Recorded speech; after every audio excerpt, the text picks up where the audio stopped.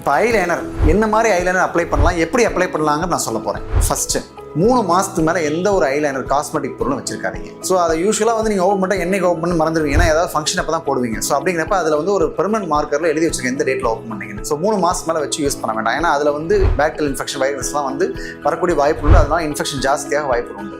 ரெண்டாவது, உள்ள என்ன கண்டென்ட் இருக்கு அப்படிங்கிறத பாருங்க. அடுத்து திருப்பி பார்க்கும்போது KOHL கோல்னு ஒரு கண்டென்ட் இருக்கும். அது வந்து லெட் ஜாஸ்தியாக இருக்கும். அதனால சில்ட்ரனுக்கு லெட் பாய்சனிங் வரக்கூடிய வாய்ப்பு உண்டு. இது இல்லாம புட்டிலேட்டட் ஹைட்ராக்செல்லோஸ் BHA இருக்கும். யூரியா, சல்ஃபேட்ஸ், டால்க் இந்த மாதிரி இருக்கிறதெல்லாம் வந்து யூஸ் பண்ண வேண்டாம். சில பேருக்கு அலர்ஜியாக வாய்ப்பு உண்டு, சில பேருக்கு கேன்சர் வரக்கூடிய வாய்ப்பு உண்டு. ஸோ இந்த மாதிரி கண்டென்ட் இருக்கக்கூடிய ஐலைனர் யூஸ் பண்ணாதீங்க.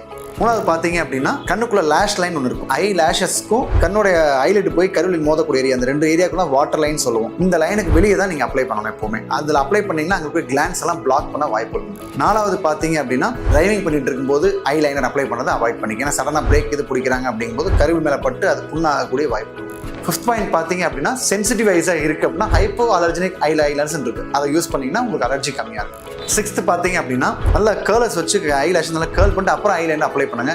ட்ரையாக இருக்கணும், ஐலாஷ் க்ளீன் ட்ரையாக இருக்கணும். ரொம்ப வெட்டாக இருக்கும்போது அப்ளை பண்ணால் ரொம்ப அதுக்கப்புறம் ஸ்மெட்ச் ஆகி கண்ணுக்குள்ளே போகக்கூடிய அதிக வாய்ப்பு உண்டு. 7th பார்த்தீங்க அப்படின்னா டிரைவிங் பண்ணும்போதோ இந்த காரில் உட்காந்து அவசரமாக அப்ளை பண்ணிட்டு ஃபங்க்ஷன் போகிறதோ வேண்டாம்.